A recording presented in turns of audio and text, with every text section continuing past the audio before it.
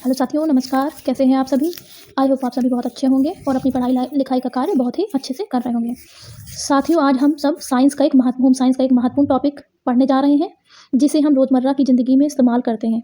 आज हमारे विषय का टॉपिक है संतुलित आहार, भोजन का कैलोरी मान और ऊर्जा।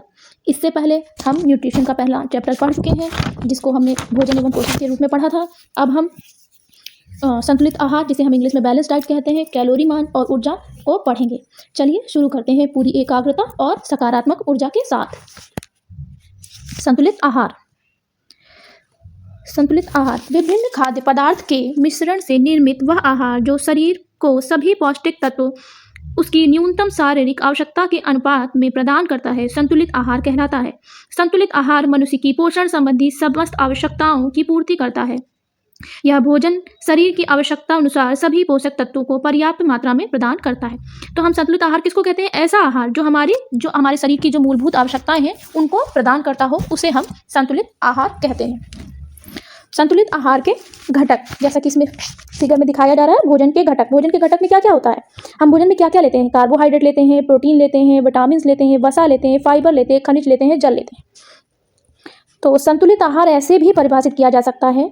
कैसे परिभाषित किया जा सकता है? यह वह आहार जो गुण एवं मात्रा में समान हो तथा शरीर की वृद्धि, विकास और स्वास्थ्य को ठीक रख सके, शरीर की सभी क्रियाओं को नियमित रख सकने में समर्थ हो, उसे हम संतुलित आहार कहते हैं। कहने का तात्पर्य यह है कि वह आहार जो गुण और मात्रा में समान हो और शारीरिक वृद्धि, विकास, स्वास्थ्य को ठीक रखने में सक्षम हो, ऐसी भोजन को हम संतुलित आहार कहते हैं। अन्य परिभाषाओं में हम यह कह सकते हैं, आहार जिसमें भोजन की सभी आवश्यक तत्व जैसे प्रोटीन, वसा, विटामिन, कार्बोहाइड्रेट, खनिज लवण, जल सही अनुपात में उपस्थित हो, उसे हम संतुलित आहार कहते हैं। क्योंकि देखिए, किसी भी चीज़ की अधिकता या कमी वो संतुलित आहार नहीं कहलाएगी। संतुलित आहार वो होगा, वो प्रपोर्शन जो हमारे शरीर के लिए उचित मात्रा में आवश्यक है और हमारी आवश्यकताओं की पूर्ति कर सके, उसे ही हम संतुलित आहार कहेंगे। संतुलित आहार से प्रतिदिन शरीर को प्राप्त होने वाली कुल ऊर्जा का 50 से 60% भाग कार्बोहाइड्रेट से मिलता है। आपको पता है सबसे पहले हमें ऊर्जा किससे मिलती है? कार्बोहाइड्रेट से मिलती है। तो कार्बोहाइड्रेट हमारे शरीर का 50 से 60% भाग हमें ऊर्जा का प्रदान करता है। 10 से 15% भाग हमें प्रोटीन प्रदान करता है ऊर्जा का, और 20 से 30% भाग वसा से हमें प्राप्त होता है। अच्छा, संतुलित आहार का महत्व क्या है? हमने ये तो जान लिया कि संतुलित आहार क्या है, पर संतुलित आहार का महत्व क्यों है हमारे जीवन में या हमारे शरीर के लिए? तो आइए देखते हैं कि संतुलित आहार का क्या महत्व है। व्यक्ति की उचित वृद्धि, विकास व सुयोग्यता के लिए संतुलित आहार सर्वश्रेष्ठ आहार माना जाता है। संतुलित आहार व्यक्ति को स्वस्थ, हष्ट-पुष्ट व निरोगी बनाए रखने में मदद करता है। ऐसे आहार शरीर को शक्ति, ऊर्जा प्रदान करने वाले व शरीर को निरोग रखने वाले सभी पौष्टिक तत्व होते हैं। संतुलित आहार से व्यक्ति को आवश्यकता अनुसार कैलोरीज प्राप्त होती हैं। इसके अतिरिक्त आहार में भिन्न भिन्न प्रकार के आहार होते हैं जो स्वादिष्ट एवं रुचिकर होते हैं। संतुलित आहार से शरीर की कोशिकाओं तथा तंतुओं की टूट-फूट की मरम्मत होती है। संतुलित आहार अधिक महंगा भी नहीं होता है। संतुलित आहार शरीर की रोग निवारक क्षमता को बढ़ाता है। क्या करता है संतुलित आहार? शरीर में रोग निवारक मतलब हमारी इम्यूनिटी को बढ़ाता है और इस प्रकार अनेक रोगों से बचाव भी करता है। तो देखिए, अगर हमारा शरीर संतुलित आहार लेता है, पर्याप्त बैलेंस्ड डाइट लेता है, तो हमारे शरीर में इम्यूनिटी बनी रहती है और रोगों से लड़ने की क्षमता पर्याप्त मात्रा में होती है। अब देखिए, संतुलित आहार को प्रभावित करने वाले कारक, जैसा कि इस ग्राफ में दिया गया है कि संतुलित आहार को कौन कौन से कारक प्रभावित करते हैं। पहली चीज, आय एवं खाद्य पदार्थों का मूल्य, फिर आयु, लिंग, विशेष शारीरिक अवस्था, गर्भावस्था, स्तनपान, जलवायु एवं भौगोलिक स्थिति, व्यवसाय, शारीरिक संरचना। देखिए, आय एवं खाद्य पदार्थों का मूल्य, कि जैसे कोई अमीर व्यक्ति है तो वो महंगे से महंगा खाद्य पदार्थ ले करके अपने आप को संतुलित आहार दे सकता है, पर एक गरीब परिवार को अपनी बैलेंस डाइट में ये सोचना पड़ेगा कि कौन सी चीज़ें उसके बजट में आती हैं जिससे वह संतुलित आहार ले सके। व्यक्ति की आयु के अनुसार ही एक बैलेंस डाइट बनाई जाती है। अगर आपने हम साइंस में पढ़ा होगा, आयु, लिंग, वेट, स्तनपान करने वाली महिला या गर्भावस्था की महिला और उसकी शारीरिक संरचना क्या है, उसका व्यवसाय क्या है, ये सारी स्थितियाँ जो होती हैं वो बैलेंस डाइट को प्रभावित करती हैं। और बैलेंस डाइट बनाने में हमें इन सब चीज़ों का, इन सब घटकों का या इन सब कारकों का ध्यान रखना रहता है। अब आ जाते हैं संतुलित आहार को प्रभावित करने वाले तत्व। संतुलित आहार मनुष्य के लिए एक समान नहीं होता है। यह आहार व्यक्ति की आयु, लिंग, व्यवसाय, शरीर की रचना, जलवायु, गर्भावस्था, भौगोलिक स्थिति पर निर्भर करती है। इन सभी का संतुलित आहार पर प्रभाव पड़ता है। ठीक है, इनमें देखिए ज़्यादा क्वेश्चन तो नहीं बनते हैं, इनको एक सरसरी नज़र से हम देख लेते हैं और जो हमारे लिए इंपॉर्टेंट होगा उस पर हम ज़्यादा फोकस करेंगे, जो हमारे एग्जाम की दृष्टि से इंपॉर्टेंट होगा। आप जानते होंगे कि आयु के आधार पर संतुलित आहार की मात्रा का निर्धारण किया जाता है। लिंग के आधार पर, जैसे एक पुरुष और स्त्री की जो संतुलित आहार बैलेंस डाइट होती है वो अलग अलग होती है। जैसे महिलाओं को आयरन की अधिक आवश्यकता होती है। पुरुषों के लिए दिए जाने वाले आहार में 90% स्त्रियों को देना चाहिए। इसका मुख्य कारण यह है कि पुरुष की ऊंचाई तथा भार स्त्री की अपेक्षा अधिक होता है। दूसरे पुरुष स्त्रियों की अपेक्षा अधिक शारीरिक श्रम करते हैं। देखिए, महिलाओं को आयरन की आवश्यकता अधिक होती है, किंतु पुरुष शारीरिक श्रम ज़्यादा करते हैं, इसलिए उनको अधिक आहार की ज़रूरत होती है, जिसमें पर्याप्त विटामिन, प्रोटीन, खनिज लवण, जल इत्यादि हो। शारीरिक संरचना: एक मोटे और ऊंचे व्यक्ति को एक पतले और छोटे व्यक्ति की अपेक्षा संतुलित आहार की अधिक मात्रा की आवश्यकता होती है। इसका मुख्य कारण है कि मोटे व ऊंचे व्यक्ति का अधिक ऊर्जा व्यय करना पड़ता है। व्यवसाय का भी संतुलित आहार पर विशेष प्रभाव पड़ता है। जो व्यक्ति ऐसे व्यवसाय में लगे हैं जिनमें सिर्फ शारीरिक कार्य करना है, तो उन्हें अधिक कैलोरी की आवश्यकता होगी, और जो कम श्रम कर रहे हैं उन्हें कम कार्बोहाइड्रेट की आवश्यकता होगी। उसी हिसाब से उनका जो संतुलित आहार है या बैलेंस डाइट है उसको निर्धारित किया जाएगा। जलवायु: संतुलित आहार की मात्रा व गुण इस बात पर भी निर्भर करते हैं कि हम जैसी जलवायु में रहते हैं। यदि हम ठंडी जलवायु में रहते हैं तो हमें अधिक आहार की आवश्यकता होती है। यदि हम और ऐसी जलवायु में हमें प्रोटीन, वसा की मात्रा अधिक लेनी होती है। यह बात सामान्य है कि हम सर्दियों में गर्मियों की अपेक्षा अधिक आहार लेते हैं, क्योंकि सर्दियों में हमें अधिक ऊष्मा की आवश्यकता होती है। तो यह क्वेश्चन पूछा जा सकता है परीक्षा की दृष्टि से कि गर्म जलवायु वाले व्यक्तियों को अधिक कार्बोहाइड्रेट वसा प्रोटीन लेना चाहिए या ठंडी जलवायु वालों को, तो आप बोलेंगे ठंडी जलवायु वाले को। अच्छा, गर्भावस्था कैसे निर्धारित करती है? मात्रा व गुणवत्ता के संबंध में गर्भावस्था के दौरान संतुलित आहार की आवश्यकता बिल्कुल भिन्न हो जाती है, क्योंकि गर्भावस्था के दौरान एक माँ को भ्रूण को भी उचित विकास के लिए संतुलित आहार की अधिक मात्रा की आवश्यकता होती है। कैल्शियम की अतिरिक्त मात्रा बच्चे की अस्थियों के निर्माण में सहायता करती है। यह कहा जा सकता है कि सामान्य स्त्री की तुलना में एक गर्भवती स्त्री को भिन्न भिन्न प्रकार के आहार की आवश्यकता होती है। जैसे भौगोलिक स्थिति में अभी आपने पढ़ ही लिया है, फिर भी एक लाइन पढ़ लेते हैं कि संतुलित आहार की मात्रा, गुणवत्ता भौगोलिक स्थिति के अनुसार भिन्न भिन्न होती है। अत्यधिक ठंडे स्थानों व गर्मी वाले स्थानों की तुलना में वसा की अधिक मात्रा की आवश्यकता होती है। ठंडे क्षेत्रों में रहने वाले व्यक्ति को गर्मी व ऊर्जा उत्पन्न करने वाले आहार की आवश्यकता होती है, इसलिए संतुलित आहार में भौगोलिक स्थिति की महत्वपूर्ण भूमिका होती है। आय एवं खाद्य पदार्थ का मूल्य: खाद्य पदार्थ का मूल्य भी संतुलित आहार को प्रभावित करता है। उच्च आय वाले व्यक्ति अपने संतुलित आहार में अधिक मूल्य वाले खाद्य पदार्थों जैसे दूध, अंडा, मांस, मछली, दालें, फल आदि को शामिल कर सकते हैं, लेकिन मध्यम आय वाले जो व्यक्ति हैं वो खाद्य वस्तु में सामान्य मात्रा एवं कम कीमत वाली खाद्य वस्तुओं को अधिक मात्रा में अपने संतुलित आहार में सम्मिलित कर सकते हैं। जैसे कि एक अमीर व्यक्ति बादाम, काजू, इस तरह के ड्राई फ्रूट्स का इस्तेमाल कर सकता है, और एक गरीब व्यक्ति क्या कर सकता है, चना, मूंगफली, इन सबको ले सकता है ताकि वो अपने बैलेंस डाइट को बराबर रख सके। अब आ जाते हैं भोजन का कैलोरी मान। हमारा नेक्स्ट चैप्टर है। क्या है हमारा नेक्स्ट चैप्टर? भोजन का कैलोरी मान। मानव शरीर एक प्रकार का इंजन है। क्या है? मानव शरीर एक प्रकार का इंजन है। जिस प्रकार इंजन को चलाने के लिए ऊर्जा की मतलब एनर्जी की आवश्यकता होती है, उसी प्रकार मानव शरीर को भी कार्य करने के लिए ऊर्जा की आवश्यकता होती है। शरीर को ऊर्जा आहार से प्राप्त होती है, और आहार ही ऊर्जा का आधार है। यह आहार मनुष्य की आवश्यकताओं के अनुसार खाद्य पदार्थों की उचित मात्रा पर निर्भर करता है। इन खाद्य पदार्थों में वसा, प्रोटीन, कार्बोहाइड्रेट होते हैं जो शरीर को ऊर्जा प्रदान करते हैं। इस ऊर्जा का मापन हम कैलोरी से करते हैं। देखिए, क्वेश्चन पूछा जा सकता है कि ऊर्जा का मापन हम किससे करते हैं, तो ऊर्जा का मापन हम कैलोरी या जूल से करते हैं। अब आ जाते हैं कैलोरी का अर्थ और उसकी आवश्यकता पर। कैलोरी का अर्थ, मीनिंग ऑफ कैलोरी: जिस प्रकार वस्तु की लंबाई मीटर में तथा उसका भार ग्राम में व किलोग्राम में मापा जाता है, उसी प्रकार खाद्य पदार्थों से मिलने वाले ताप या ऊर्जा को हम कैलोरी से मापते हैं।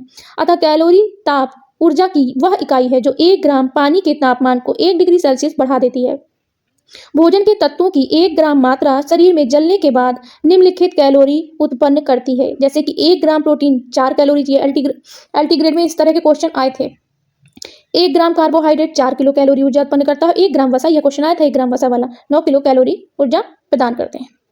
अब मानव शरीर को कैलोरीज की आवश्यकता, need of calories for human body: व्यक्ति की दिनचर्या, कार्य व व्यक्तिगत भिन्नताओं के अनुसार उसकी शारीरिक सुयोग्यता व शक्ति के लिए कैलोरीज की आवश्यकता होती है, जिसे वह अपने आहार के पोषक तत्वों से प्राप्त करता है। किसी को एक दिन में अर्थात 24 घंटे में कितनी कैलोरीज की आवश्यकता है, इसकी गणना करने के लिए हमें व्यक्ति की आयु, दैनिक कार्य, व्यवसाय, शारीरिक परिश्रम, भार, लिंग आदि की व्यक्तिगत भिन्नताओं को ध्यान में रखना पड़ता है, जैसे कि अभी आपने संतुलित आहार में पढ़ा था। कैलोरीज ज्ञात करने, कैलोरीज की संख्या ज्ञात करना। To calculate the number of calories: मनुष्य के शरीर के लिए कैलोरीज की संख्या ज्ञात करने के निम्न आधार होते हैं। पहला होता है आधारीय उपापचय दर, जिसे हम इंग्लिश में बेसल मेटाबॉलिक रेट भी कहते हैं। दूसरा क्या तरीका है? अतिरिक्त ऊर्जा दर, एक्स्ट्रा हीट रेट। ठीक है, कैलोरीज को हम दो तरीके से माप सकते हैं। एक तो आधारीय उपापचय दर, जिसे हम बेसल मेटाबॉलिक रेट बोलते हैं। दूसरा तरीका अतिरिक्त ऊर्जा दर, जिसको हम एक्स्ट्रा हीट रेट कहते हैं। आधारीय उपापचय दर, बेसल मेटाबॉलिक रेट।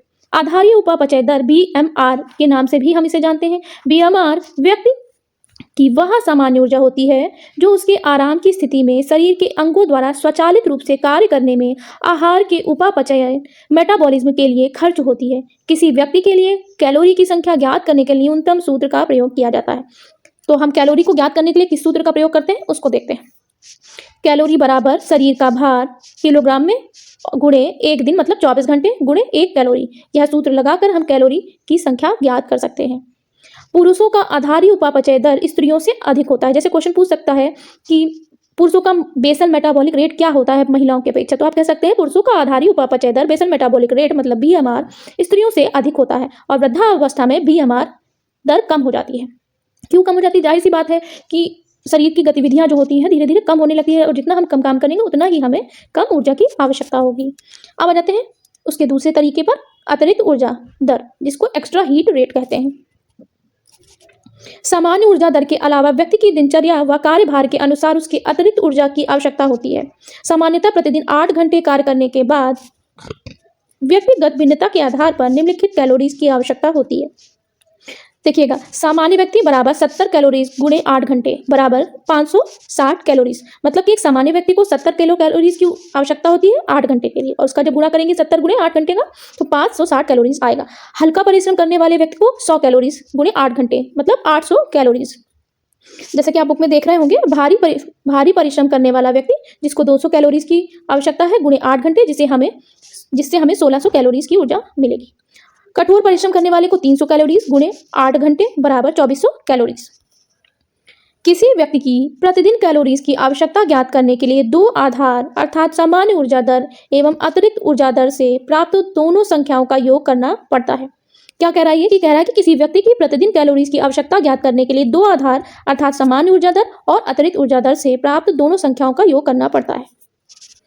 अब आ जाते हैं हम, देखिए ये जो इन्होंने दिया हुआ है कार्य के अनुसार कैलोरीज, ये हम समय समय पे बदलती रहती हैं, फिर भी हम इनको देख लेते हैं। आराम के समय व्यक्ति 68 कैलोरीज खर्च करता है और बैठे रहने पर 100 कैलोरीज। क्या कह रहा है? काम का प्रकार और प्रति घंटा कैलोरीज का व्यय। तो आराम के समय व्यक्ति 68 किलो कैलोरीज यूज करता है और बैठे रहने पे 100 किलो कैलोरीज, खड़े रहने पे 105 कैलोरीज, धीरे चलते समय 200 कैलोरीज, दौड़ने पे 570 कैलोरीज और टाइप करने पे 140 कैलोरीज। बाकी इसमें ये बताया गया है कि इस खाद्य पदार्थ में कितनी कैलोरी होती है, भोज्य पदार्थ, उसकी मात्रा और कैलोरीज। मक्खन में 1 चम्मच में 95 कैलोरीज होती है, पनीर में आधा चम्मच में 100 ग्राम कैलोरीज होती है, कॉफी में 1 कप में 160 कैलोरीज होती है, दूध में 1 गिलास में 170 कैलोरीज होती है, दूध सपरेटा में 1 गिलास में 85 प्रति किलो कैलोरीज होती है, लस्सी में 1 गिलास में 85 होती है, प्याज में 5 होती है, एक मूली में 2 होती है, एक ककड़ी में 20 होती है। इसमें ज़्यादा कुछ पढ़ने लायक है नहीं क्योंकि इतना डीपली पेपर में नहीं आता है। अब हम अपने नेक्स्ट क्वेश्चन पे चलते हैं। इसमें भी ये सब डाटा है, इसको आप देख लीजिएगा, जूम करके पॉज करके आप चाहें तो ये डाटा आप देख सकते हैं। अब हम आते हैं अपने नेक्स्ट चैप्टर पर, जो कि हमारा नेक्स्ट चैप्टर है ऊर्जा।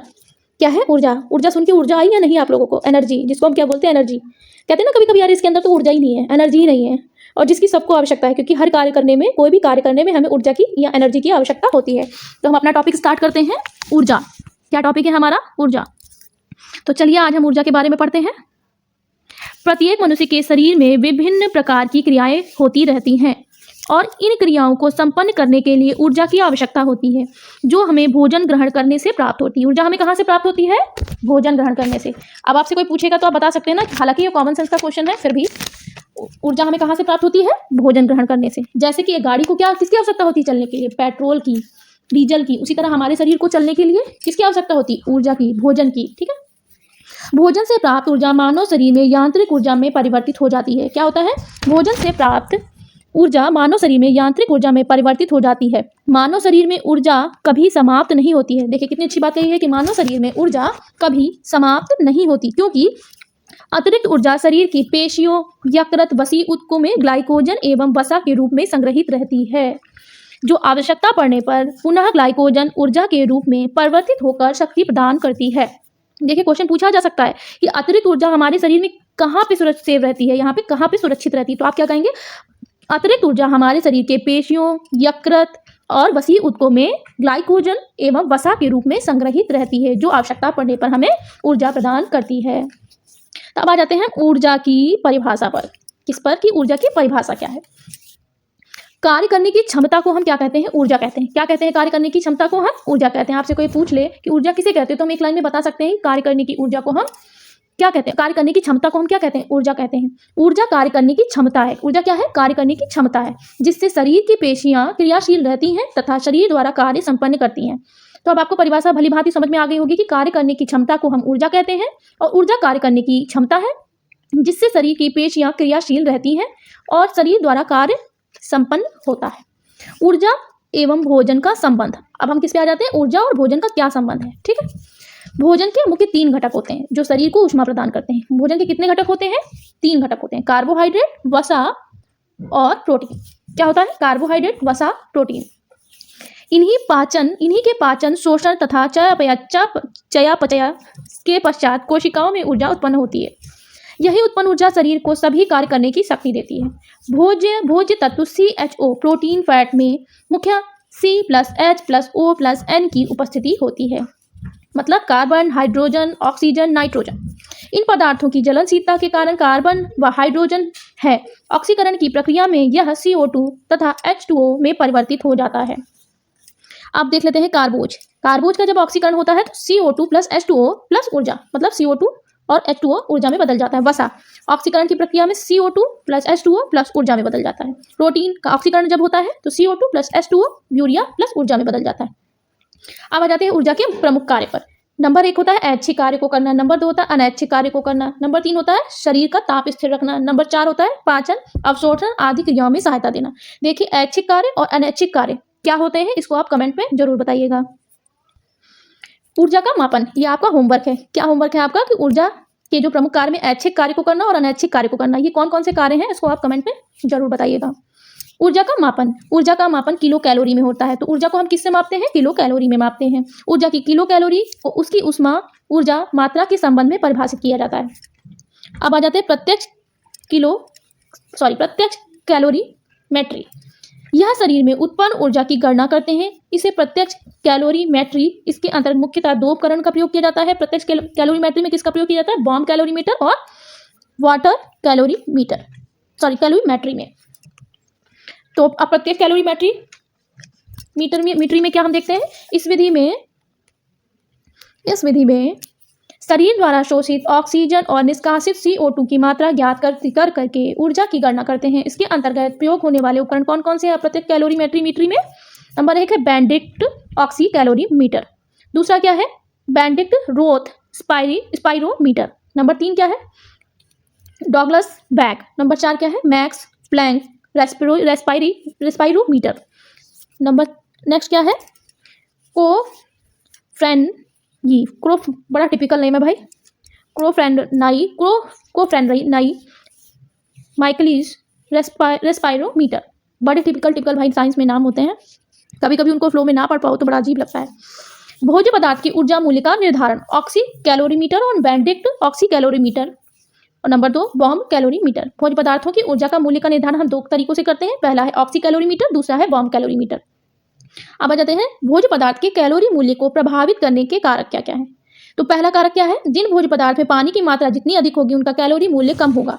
क्या है? जिन भोज्य पदार्थ में पानी की मात्रा जितनी अधिक होगी उनका कैलोरी मूल्य उतना ही कम होगा, और जिन भोज्य पदार्थों में पानी की मात्रा जितनी कम होगी उनका कैलोरी मूल्य अधिक होगा। समझ गए बात को आप? जिन भोज्य पदार्थों में पानी की मात्रा अधिक होगी उनका कैलोरी मूल्य कम होगा, और जिन खाद्य पदार्थों में पानी की मात्रा कम होगी उनका कैलोरी मान अधिक होगा, जैसे आलू के चिप्स, केला, सूखा नारियल आदि। नंबर 2 भोज्य पदार्थ कार्बोज, वसा, प्रोटीन को उबाल कर पकाया जाता है, तब ऊर्जा मूल्य में वृद्धि नहीं होगी, परंतु यदि इसमें कुछ मिलाकर तलकर बनाते हैं तो उसका पौष्टिक मूल्य बढ़ जाता है। नेक्स्ट क्वेश्चन पे आते हैं, नेक्स्ट टॉपिक पे आते हैं, ऊर्जा की आवश्यकता को प्रभावित करने वाले कारक। तो हमारी ऊर्जा को कौन कौन से कारक प्रभावित करते हैं, इन बिंदुओं को देख लेते हैं। पहला है आधारित चयापचय दर, दूसरा है शारीरिक क्रियाशीलता के अनुसार ऊर्जा की मांग, तीसरा है मांसपेशी क्रियाएं, चौथा है आयु एवं शारीरिक वृद्धि, पांचवा है विशिष्ट गत्यात्मक क्रिया।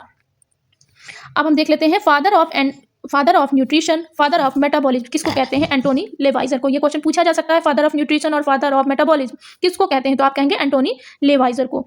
तो फादर ऑफ न्यूट्रिशन किसको कहते हैं? एंटोनी लेवाइजर को। और फादर ऑफ मेटाबॉलिज्म किसको कहते हैं? एंटोनी लेवाइजर को। ऊर्जा प्राप्ति के स्रोत CHO से 4 किलो कैलोरी ऊर्जा मिलती है, जिसको हम कार्बोहाइड्रेट कहते हैं। प्रोटीन से हमें 4 किलो कैलोरी ऊर्जा मिलती है। फैट से हमें 9 किलो कैलोरी ऊर्जा मिलती है और अल्कोहल से हमें 7 किलो कैलोरी ऊर्जा मिलती है। देखिए कार्बोहाइड्रेट, प्रोटीन, फैट तो आप सभी को पता होगा, लेकिन अल्कोहल से हमें कितनी कैलोरी ऊर्जा मिलती है शायद ही कम लोगों को पता हो। तो अल्कोहल से हमें 7 किलो कैलोरी ऊर्जा मिलती है।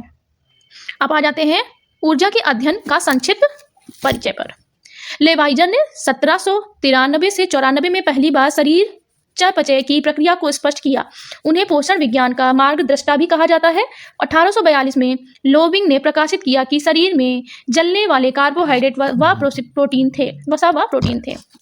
कैलोरीमेट्री यह एक प्रकार का यंत्र है जिसके द्वारा शरीर में उत्पन्न ऊर्जा तथा शरीर द्वारा प्रयोग की गई ऊर्जा की मात्रा मापी जाती है। साथ ही एक विशेष भोज्य पदार्थ में कितनी ऊर्जा है इसके बारे में भी जानकारी कैलोरीमीटर द्वारा दी जाती है। यह 2 प्रकार की होती है, प्रत्यक्ष और अप्रत्यक्ष, जैसे कि हम पीछे अभी पढ़ चुके थे। 1 कैलोरी वायुमंडलीय दाब पर 1 kg जल के तापमान को 1 डिग्री सेल्सियस बढ़ाने के लिए जितने तापमान ऊर्जा की आवश्यकता होती है उसे हम 1 किलो कैलोरी सेल्सियस कहते हैं। 1 कैलोरी को सी से भी प्रदर्शित किया जाता है। पोषण विज्ञान में ऊर्जा की इकाई के रूप में किलो कैलोरी का बहुत समय से प्रयोग होता चला आ रहा है, परंतु अंतर्राष्ट्रीय विज्ञान इंटरनेशनल यूनियन ऑफ साइंस एवं अंतर्राष्ट्रीय पोषण विज्ञान संघ इंटरनेशनल न्यूट्रिशनल साइंस में कैलोरी के स्थान पर अब जूल का प्रयोग भी किया जाने लगा है या जूल के प्रयोग को स्वीकारा जाने लगा है। जूल की परिभाषा क्या है? 1 किलोग्राम पिंड को 1 न्यूटन बल से 1 मीटर तक खिसकाने में प्रयुक्त ऊर्जा को हम जूल कहते हैं। अब की पॉइंट्स पे आ जाते हैं। ऊर्जा का मूल स्रोत क्या है? ऊर्जा का मूल स्रोत क्या है? सूर्य। अगर आपसे कोई पूछे ऊर्जा का मूल स्रोत क्या है? सूर्य। देखिए जो इंपॉर्टेंट टॉपिक होगा उसको मैं 2-3 बार रिपीट कर दूंगी तो आप समझ जाइएगा कि इंपॉर्टेंट है। ऊर्जा का मूल स्रोत क्या है? सूर्य। ऊर्जा की मुद्रा क्या है? ATP, adenosine triphosphate. ऊर्जा की करेंसी, देखिए पूछा जा सकता है ऊर्जा की करेंसी क्या है, तो ऊर्जा की करेंसी है एटीपी, एडेनोसिन ट्राइफॉस्फेट। ऊर्जा की इकाई क्या है? Kilo calorie joule. आज हम यहीं तक पढ़ते हैं और कल हम मेटाबॉलिज्म पढ़ेंगे और मेटाबॉलिज्म के बाद प्रोटीन, अगर छोटा चैप्टर होगा तो मेटाबॉलिज्म और प्रोटीन पढ़ लेंगे। और आपको मेरा पढ़ाया हुआ कैसा लगा जरूर बताइएगा। और अगर आपको यह वीडियो उपयोगी लगा हो तो लाइक, सब्सक्राइब करें और शेयर करना ना भूलें। ऐसे ही होम साइंस की पढ़ाई के लिए हमारे चैनल के साथ जुड़े रहें और ये परीक्षा पॉइंटर होम साइंस की पूरी कंप्लीट कराई जाएगी इसी चैनल पे। तो चैनल को प्लीज़ लाइक एंड सब्सक्राइब करें, मुझे मोटिवेट करें। बाय बाय, धन्यवाद।